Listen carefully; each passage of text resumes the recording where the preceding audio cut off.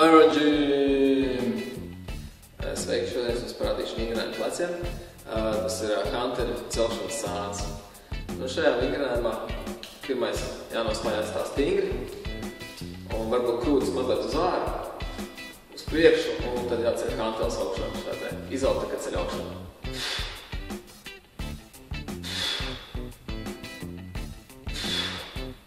Rokas var turēt mazliet šādā ieliekas.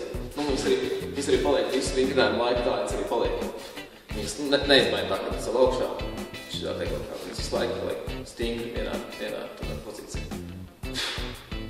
Ielu, izaut. Un tagad mazliet pat ar to, ko nedarīt. Pirmais uzreiz, kas ir, kad taisa, pēc tam novēlēt šajienai, un tad atpūšās. Atpūšās, un tad atkal sāk taisīt. Hops pacer, atkal atpūšās. Tā nevajag, lai visu laiku muskulis būtu nost, un saspriedzinājumā tā kā bišķīt tās hantels līdz šajienai, lai es pietiek. Hops pietiek, nevajag vairs taisīt līdz šajienai. Un arī otrais, kas ir parasti, tad, kad paņem pārāk liels hantels, ka tu vairs nevar izpalikt, tad parasti veidās šās te kļūdas.